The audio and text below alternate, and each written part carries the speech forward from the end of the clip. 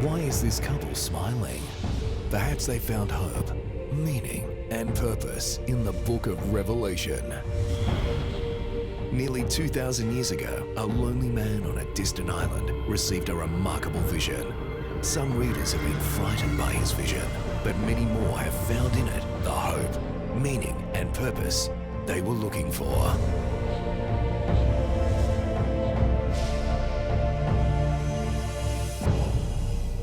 And now, here are your hosts, Dr. John Pauline and Dr. Graham Bradford. Welcome to Revelation, Hope, Meaning, Purpose. I'm John. I'm Graham.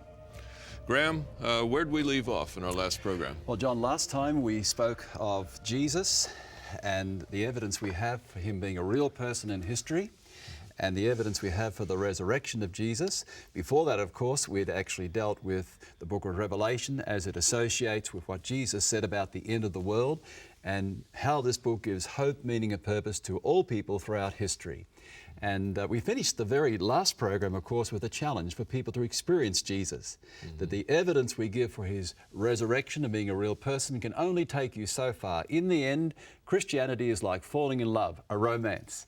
And that's exciting because religion then becomes something of joy and hope and confidence for the future. All right.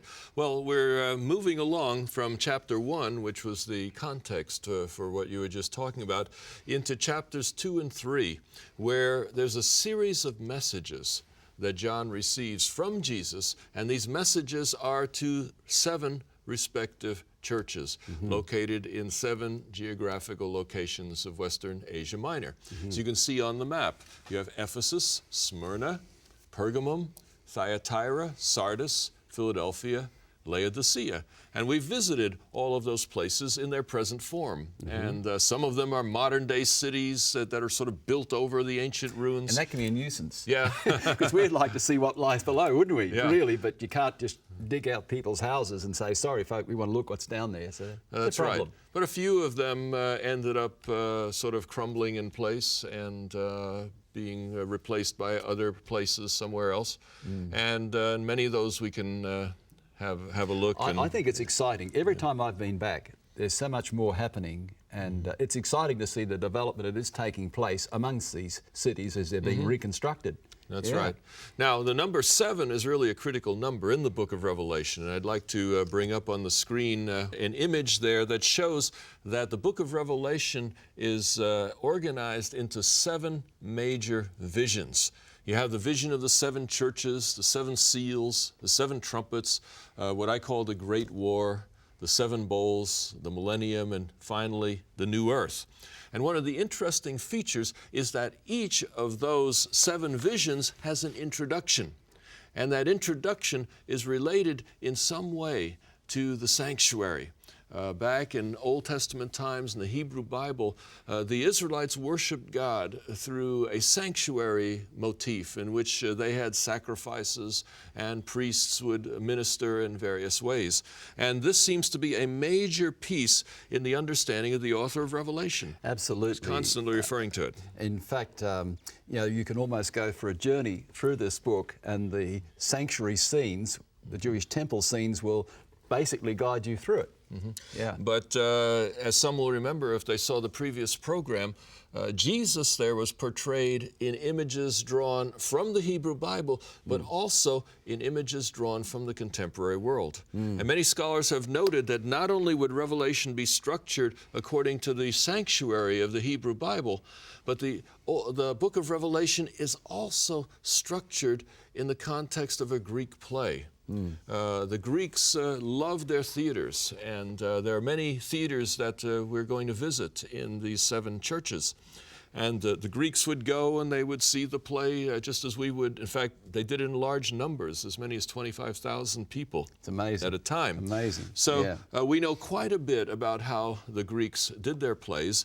And they, like we would today, would have a stage, a backdrop, and you set the stage, and then all the action takes place in front of that stage. The book of Revelation seems to be structured along the lines of a Greek play.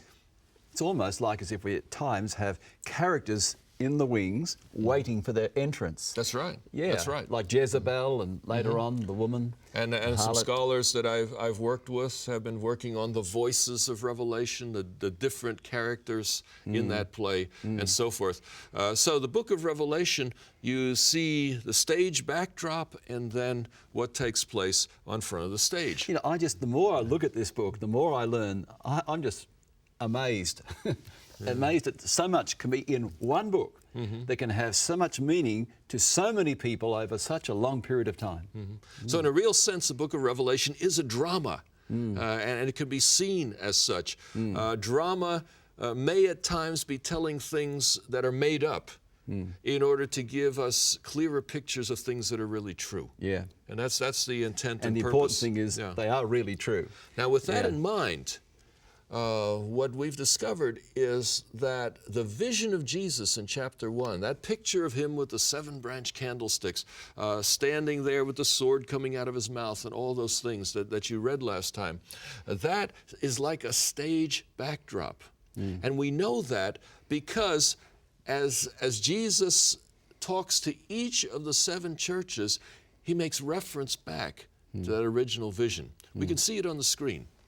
As on the screen, it shows us that, for example, in Revelation 2:1, he says, "To the angel of the church in Ephesus write, these are the words of him who holds the 7 stars in his right hand and walks among the 7 golden lampstands." You see, now that is taken right from chapter 1. It's reminding them of that picture of Jesus that they saw in chapter 1. And then in verse 8, for example, of Revelation 2, "To the angel of the church in Smyrna write, these are the words of him who is the first and the last, who died and came to life again." And that's drawn from verses 17 to 18 But isn't it of great chapter to 1. think that Jesus relates to each one of these churches in a very personal way, isn't it?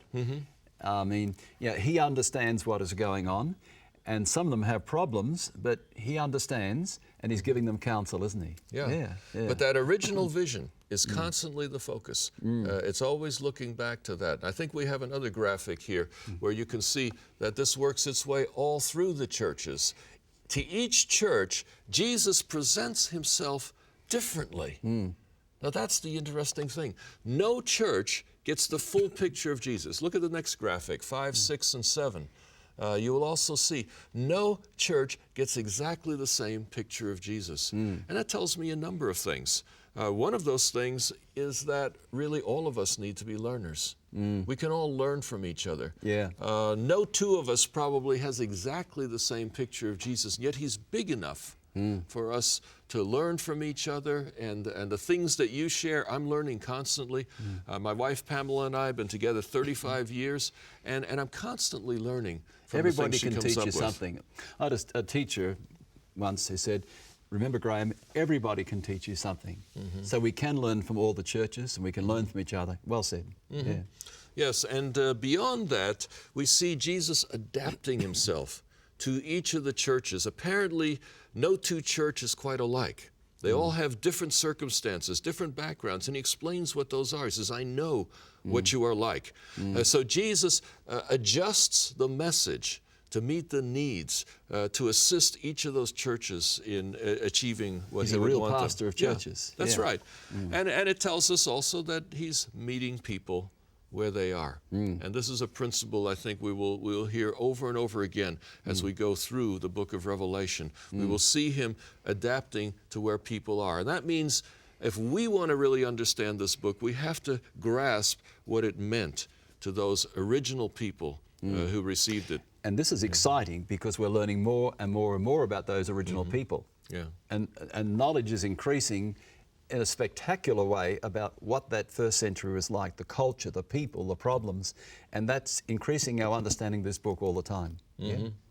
Now, the messages to the 7 churches remind us a lot of the classical prophets. In a previous program, I talked about the difference between classical prophecy, which is kind of a 2-dimensional view of the future, and apocalyptic prophecy that takes us from the prophet's time into the future in a series of stages. These 7 churches don't seem to have so much of that stage mentality as they are messages that can be grasped by anyone. Anyone who reads any of these letters to the 7 churches can get a benefit from it. That's probably coming out in verse 7. He who has an ear, let him hear. Exactly. It makes it pretty universal, doesn't it? Yeah. If the cap fits, wear it. Exactly. Whoever can hear will find something in this message that they can relate to. Yeah. So I think every person can relate to these messages. Every church can relate to this message. Every grouping of people, every denomination, whatever. If you come to this, you can relate to what is going on in the churches, because Jesus is describing a variety of different conditions. And interestingly enough, throughout history, many people have seen in these 7 churches actually the progress of Christian faith from the time of Jesus to the time in which we live. One of those individuals is a famous historian named Philip Schaff. Yeah. Perhaps about 120 years ago, I think. Very well known. Very well known, very highly regarded. Yeah. And Philip Schaff describes history between the time of Jesus and his day as in a series of 8 stages. And let's have a look at those on the screen. He said the first stage is the apostolic age, in which the early church existed. And then there was the age of persecution. And we know in the 2nd and 3rd centuries, the Roman Empire terribly persecuted the Christians. Then Schaff pointed to a time of union where the church began to be part of the state. The church and the state worked together. We'll have more to say about that later on, time of Constantine and on. Then there's the medieval period, the Reformation, a time of orthodoxy, Protestant orthodoxy, then a period of mission expansion, 18th, 19th centuries, and then finally, for Schaff, it was the age of infidelity, an age when the church wasn't as faithful as God intended. If you look at the main messages of those 7 churches on that list, you'll see that they correlate surprisingly well to what a historian sees as the pattern of church history. Of course, we know that he's talking of European, Western form of Christianity, because the East went through a lot of that stage without a Reformation. That's right. Yeah. That's right. Yeah. And so it seems that the biblical prophecies, Daniel and Revelation in particular, are pointing to certain developments that take place in Central and Western Europe that seem to be of significance to Jesus looking forward. Sure. And so in a real sense, these churches can be seen in multiple ways. I would certainly encourage everyone who reads them to seek to apply it to their own lives. Absolutely. But on top of that, we can see that these messages to the 7 churches can give us some insight into history as a whole. Absolutely. Yeah. We'll come back in just a moment and we'll take a look at the first letter, the letter to Ephesus.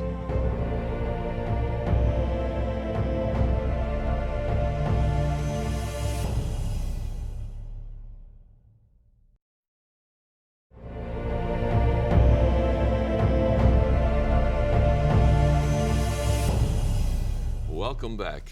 And now we're going to go on a bit of a tour of Ephesus. But before we do that, let's have a look at the map once more so that we can see where Ephesus is. As you can see on the map, it's the closest of the 7 churches to the island of Patmos, and it's the very first one in many ways, an administrative center, one of the most powerful of these cities, and certainly today probably the most spectacular. So let's have a look at ancient Ephesus as it looks today. Okay.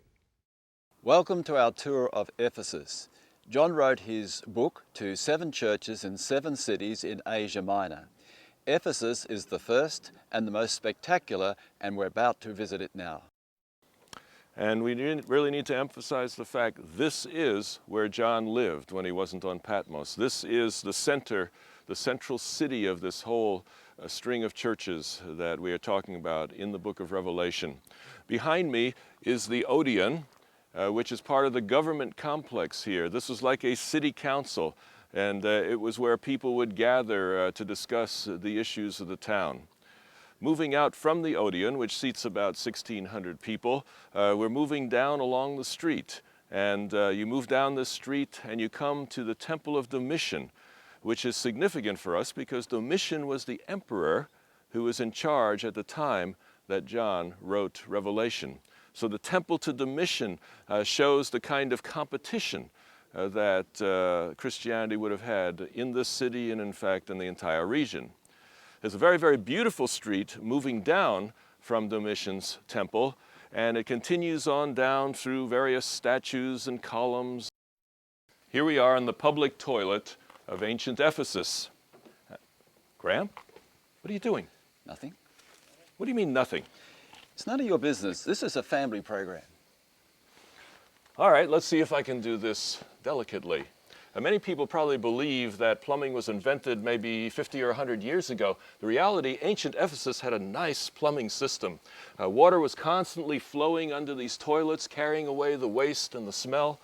There were channels here of water moving along where people could wash their feet or clean themselves afterward, and frankly, it was rather a chummy experience. John, have you seen my keys, my car keys? Your car keys? Oh no. Now that John's gone down and retrieved my car keys, we can continue the tour. Can somebody give me a hand down here? Graham? Graham? We're walking down the main street, which is a very impressive walk. We're heading towards the Library of Celsus, and we can see here the terraced houses of the wealthy people who lived, the nobility. And it is said that the street was lit up at night, and to have houses like this on either side must have been a very, very impressive sight. We move down and we see now the Library of Celsus. This library is a facade. Out the front it looks very grand. Inside it doesn't quite match what it looks on the front. And here we can see the temple to Artemis, the goddess of the Ephesians, sometimes called Diana of the Ephesians. All we see now is an empty hole, basically, with a few columns left. It's been used over the centuries as a quarry for other buildings. And this is the theatre here at Ephesus, seating 25,000 people. It is here that they had their plays and their dramas, and later on they had their gladiator fights and naval battles. The bottom was filled with water. Real blood was shed for entertainment. Well, quite a tour, John. Graham, you know, I've learned to trust Jesus, but after what you did to me in Ephesus, I don't know if I'll ever trust you again. Oh, John, how could you say that? How deeply wounded, deeply wounded. Frankly, we had a lot of fun there, didn't we? It was good fun, yeah. Yes, it was. It's delightful. Why don't we get into this letter to the church of Ephesus? Okay, and chapter 2, verses 1 to 7. Would you read that for us? Sure, I will. These are the words of him who holds the 7 stars in his right hand and walks among the 7 golden lampstands. I know your deeds, your hard work and your perseverance. I know that you cannot tolerate wicked men, that you have tested those who claim to be apostles but are not, and have found them false. You have persevered and have endured hardships for my name and have not grown weary. Yet I hold this against you. You have forsaken your first love. Remember the height from which you have fallen. Repent and do the things you did at first. If you do not repent, I will come to you and remove your lampstand from its place. But you have this in your favor. You hate the practice of the Nicolaitans, which I also hate.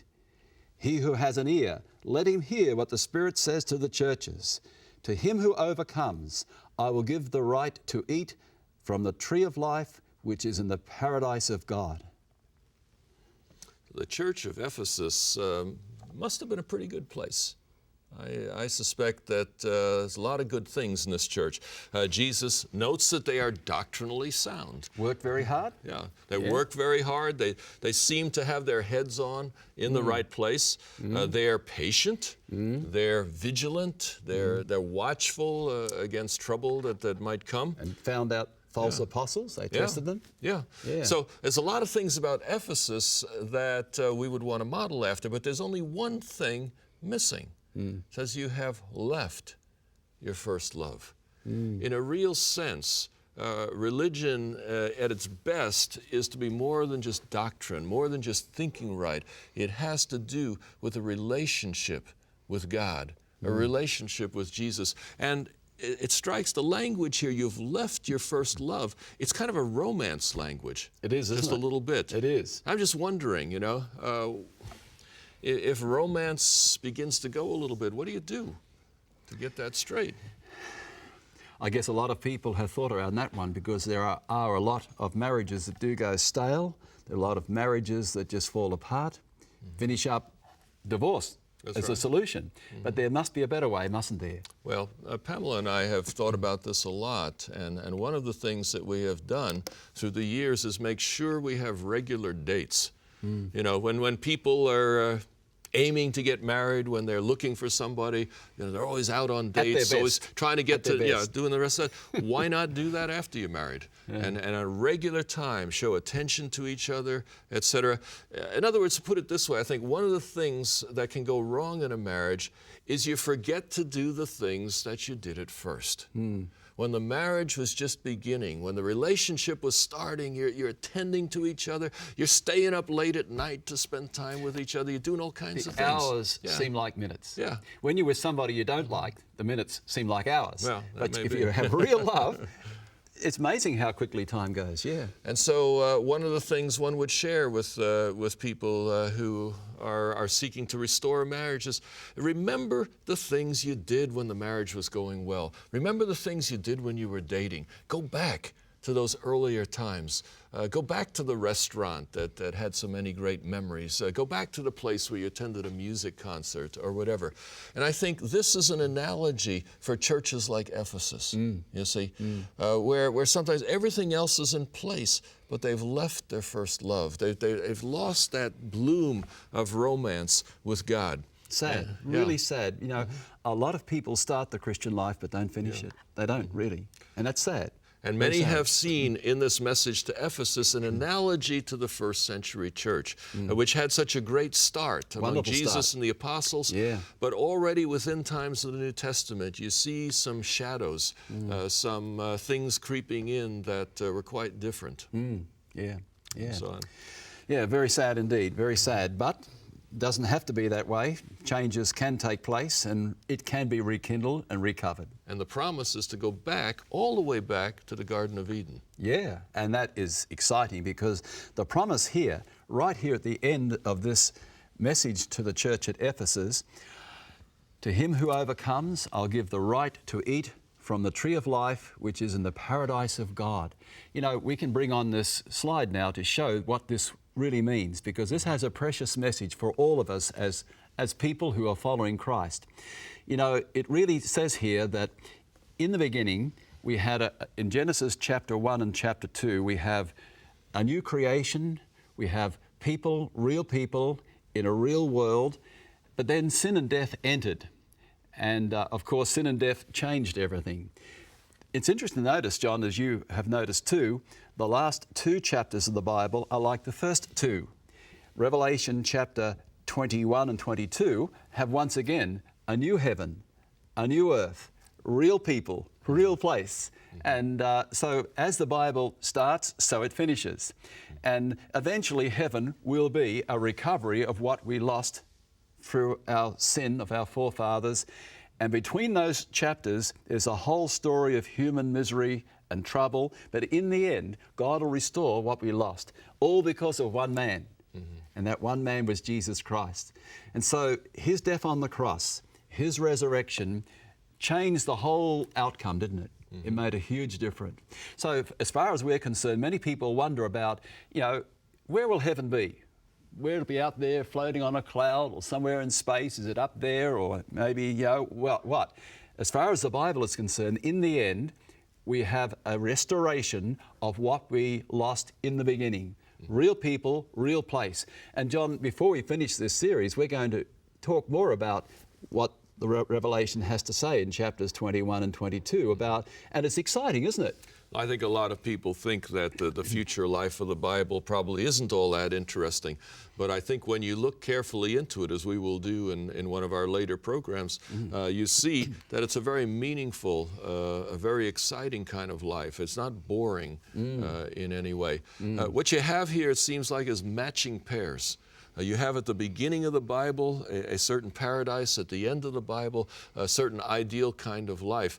And in a way, again, it reminds me of The Lion King, that cartoon that I mentioned in a previous program, where you have that perfect existence at the beginning and the end. In between, there's this horrible tale of suffering. Death, rejection, all kinds of fright and fear and so forth. And this really strikes to the heart of what so many people are concerned about today.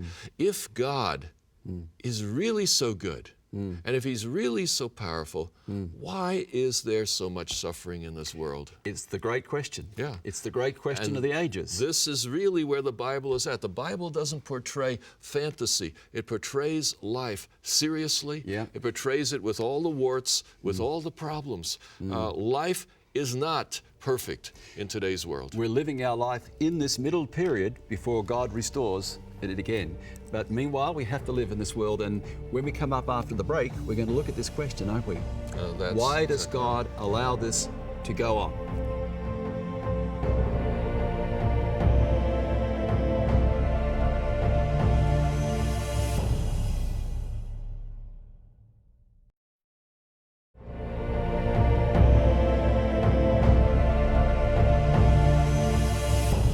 Welcome back. The question lies before us. If God is so good, and if He is powerful, why is there so much suffering in the world? Why is it that when a plane crashes, some people die and other people survive? I'll never forget the story of George Slay. He worked on the 91st floor of the North Tower of the World Trade Center. One day as he was working, he looked out the window of his office and he saw an airplane coming toward him. And he thought, man, the flaps are up, the wheels are down, and man, that guy is flying low. And the plane landed right into the building just above him. The ceiling just above Slay's office was the difference between life and death. 1,350 people above, 92nd floor and above, all died. From 91st floor and below, virtually all survived, including George Slay, whose office crumbled around him, but he picked himself up, got himself out of the building, and ever since has asked the question, why me? Why did I survive when so many others died? That's not easy to answer, John. It's a difficult question. And this has often been described as the Achilles heel of the Christian church because, it's not really a problem for the atheist, is it? They don't have a problem because really, who are they going to complain to? Why should they expect life to be anything different? I mean, if you say life is unfair, life is unjust, things are going wrong, where do you send your complaint? It is what it is. It is a problem for those who are Christians, who believe what the Bible teaches, that God is all-powerful and all-loving. All right, if those two things are correct, then why is this world in such a mess? That's the big question that has to be answered. Well, I think the starting point of our answer might be to go to the letter to Smyrna, because Smyrna was a place that suffered a great deal and apparently unjustly.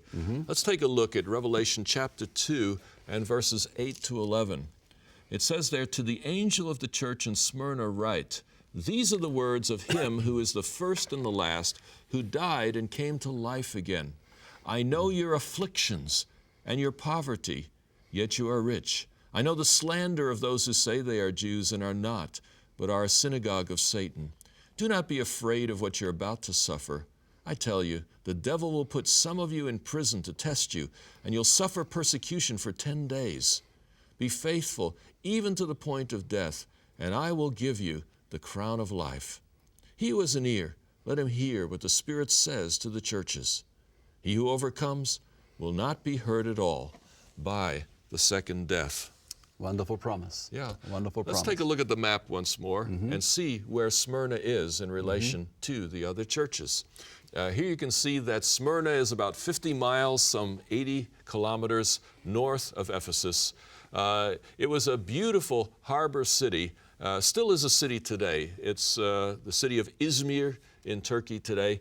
A beautiful place. Why don't we take a closer look? Sure. Welcome to ancient Smyrna. John, this is exciting. every other time I've come, I've been up there in that castle looking down at those pillars, and I haven't even bothered to come down here because there was nothing down here. But now, I just can't believe it. There's a fervour of activity taking place, and this place will get better and better as time comes and goes, won't it? I think so. In fact, they have just taken down a whole city block worth of buildings, and they're commencing archaeology on that side. We are standing in the ancient agora, which was the shopping mall, essentially.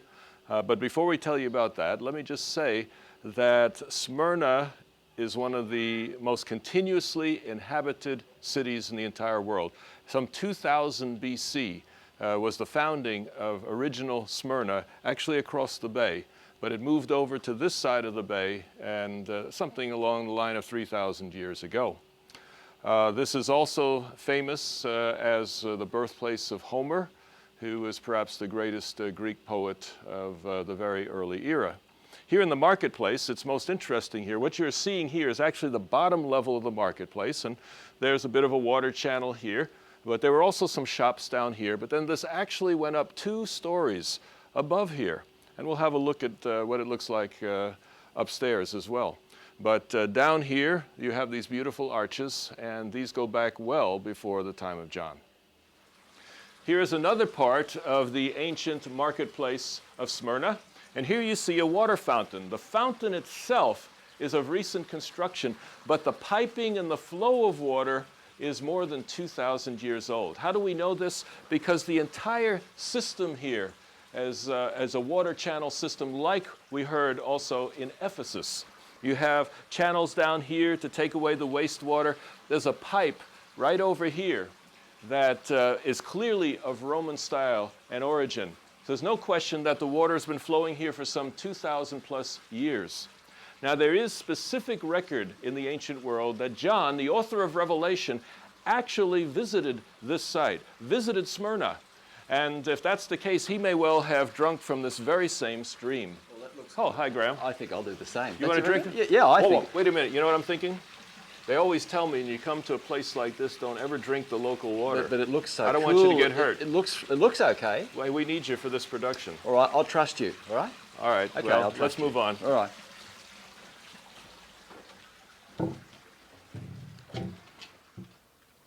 This is another area of the underground portion of ancient Smyrna, and it's really extensive. We're amazed. And it's going to continue to grow, John. And I think we're going to find that in the future, more and more people are going to want to come to the city.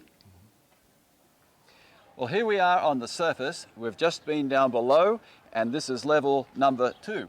That's right.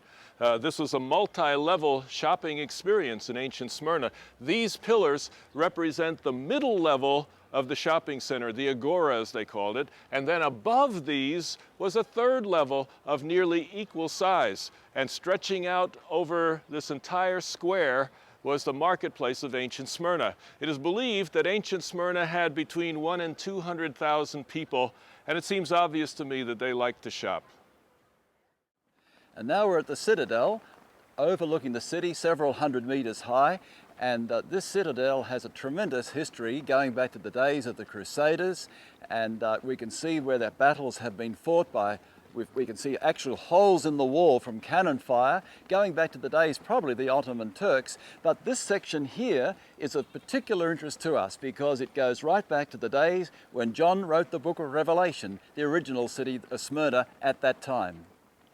We'll conclude our tour of Smyrna by taking you out to see the beautiful view of modern-day Izmir, a city that has been here for 2,000 years or more and has taken over where Smyrna was before. It's a beautiful view of the harbor and some 3 million people living here. Well, it's a beautiful place, isn't it? Yeah.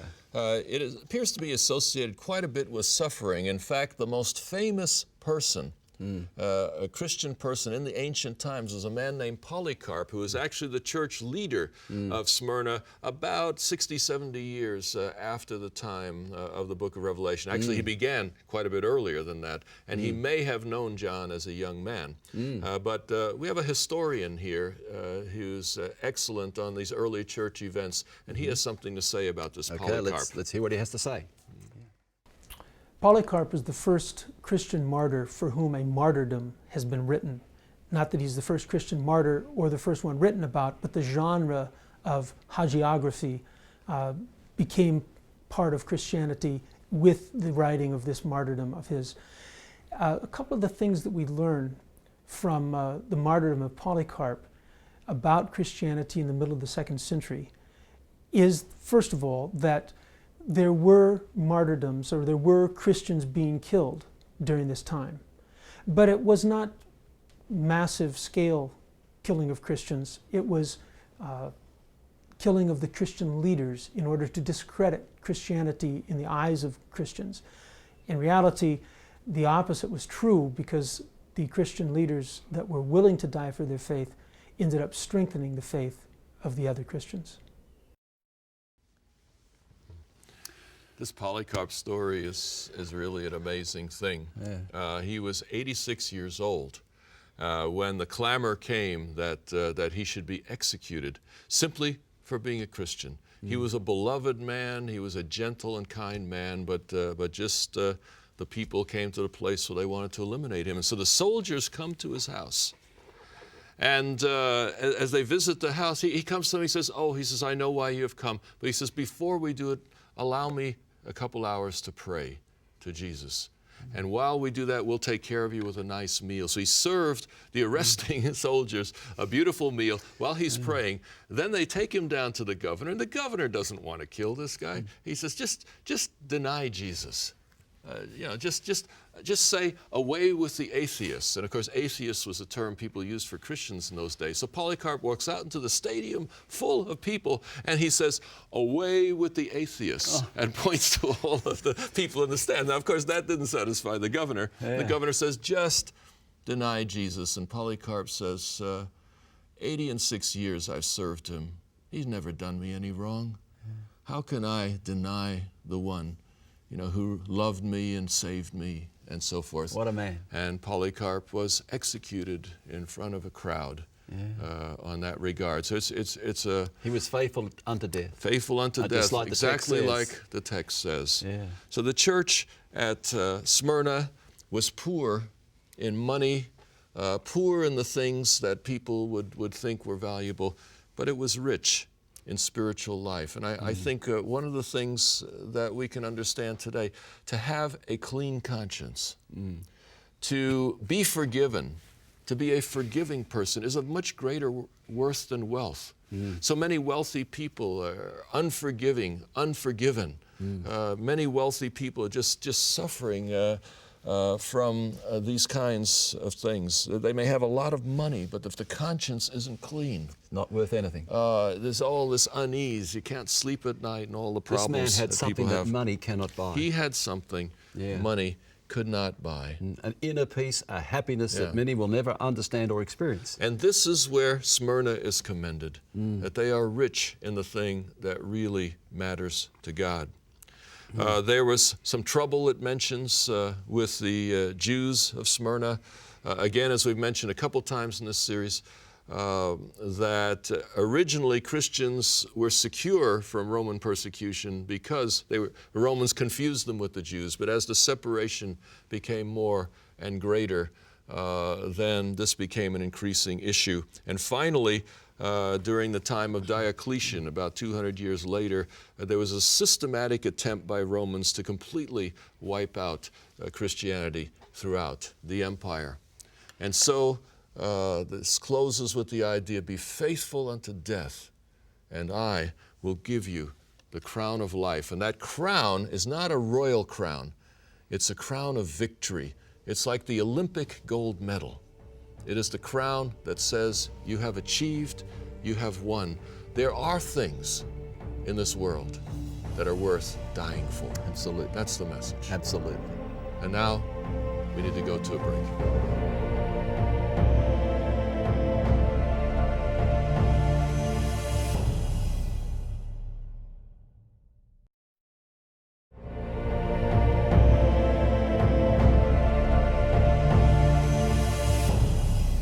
We're now going to look at one of the great issues that really worries people.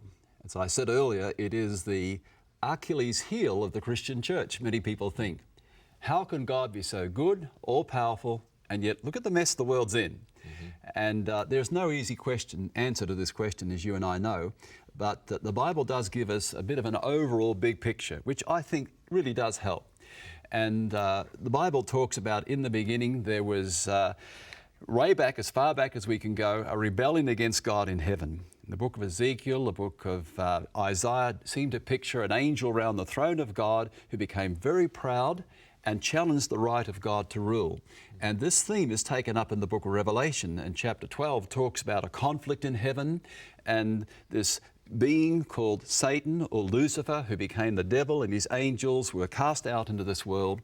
And this world has become a battleground where God is allowing evil to, as it were, go on for a period of time, because God's right to rule has been challenged by this being, this created being, and his angels. So this world is a battleground, and we're part of that battle. And understanding this big picture is a very important part of understanding Revelation, because Revelation is alluding to this story. We'll see it later on in chapter 12, where this casting out takes place. And, it is very hard to understand many things that are happening in Revelation unless we get this big picture. So may I just say, so then you're saying that the troubles on this world are part of a much bigger battle. Yes. And just like in any battle, there are sometimes casualties that are unintended. This can happen, and the Bible talks about a man named Job, and he was prospering, but suddenly his life fell apart, and he didn't realize that in heaven above a conversation was going on where God was basically challenged by Lucifer or Satan, who said, look, God, this man only serves you because you give him so many things. Take them away and he'll curse you. But the interesting thing is that Job trusted God. He didn't have an answer to every question, but he had to trust God. In the end, it worked out all right. Reasonably well anyway, at least he was restored. But you and I, our lives to some degree mirror this, because we are part of a conflict which is far bigger than we have ever dreamt before. And so this idea of the world being a battleground is a very important part to Revelation. And is God fair? Is he just? Well, while we live through this experience now, things are not going to be easy. God never promised it would be easy. Why a certain person has a problem, the worst thing you and I can do is try to guess. We try to guess and say, oh, God's trying to teach you something. This is what Job's comforters did. They almost wrecked Job, didn't they? Oh, God's trying to teach you something, therefore you're suffering. That makes people angry, Job, you must have done something wrong. You must be a bad man. That's why you're suffering. That's what normal humanity thinks, isn't it? You're being punished. And yet all these answers were wrong, wrong, wrong, wrong. And in the end, the book of Job, God comes and rebukes the friends of Job because they almost broke his confidence in him. So meanwhile, we have to live through an experience like this where evil and good are in this world. But it's not all doom and gloom, is it? Because God himself came into this world and he won a battle. And we're on the winning side. We're on the winning side, and in the end, God will take control and it'll be all right. But meanwhile, this is what we're part of, John. Well, I think you've given us some good thoughts here, and I think there's a colleague of yours, Ray Ronfeld, who has also spoken to this issue. Right, he has, yeah. Okay. Let's have a look at what Ray has to say. How do Christians deal with the issue of suffering, particularly when it's something that is very personal, when pain, death, suffering, in fact, affects themselves or one of their family members? No Christian, no person has a full understanding of why suffering occurs to us. We do know from the Bible that suffering occurs because of sin, but it doesn't necessarily occur because of personal sin.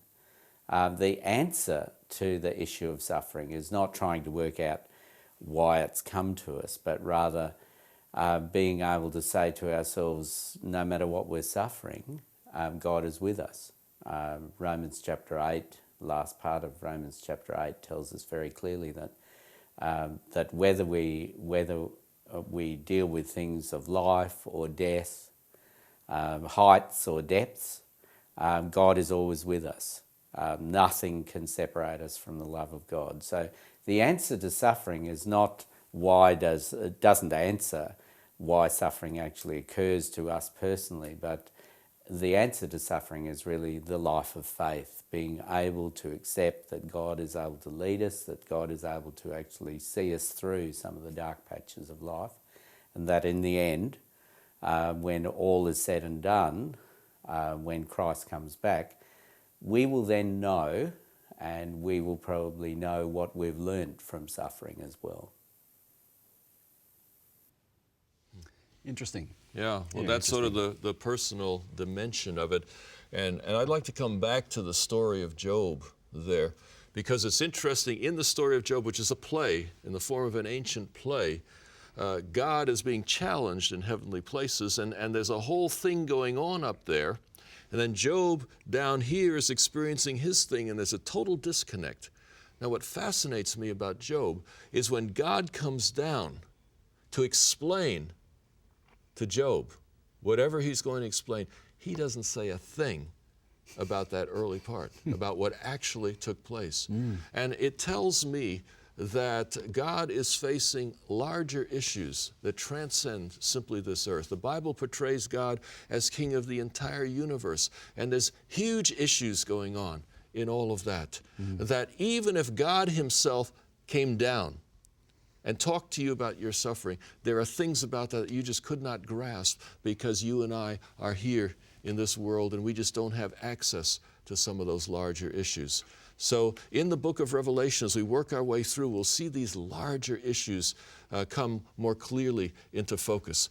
But as we come to our last minute of this segment, I want to share one more thing, and that is, in today's world, some of the biggest concern is, why is God so absent? Why is it so hard to know God? And why is there so much unjust suffering?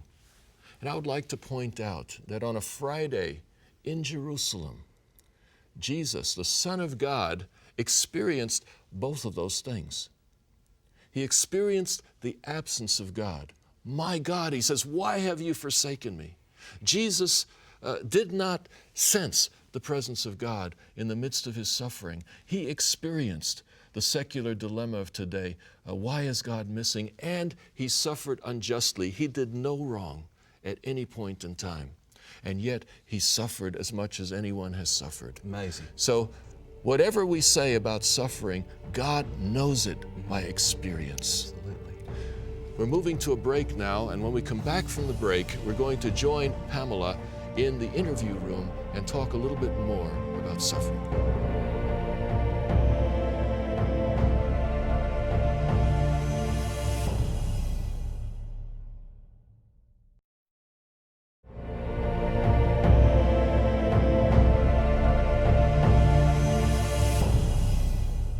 Welcome back.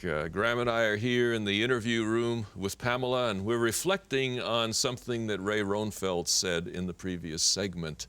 The idea that suffering somehow can be a teacher. A lot of people are uncomfortable with that, and I thought I'd ask Pamela, you've gone through some challenging experiences in the past. What have you learned from suffering?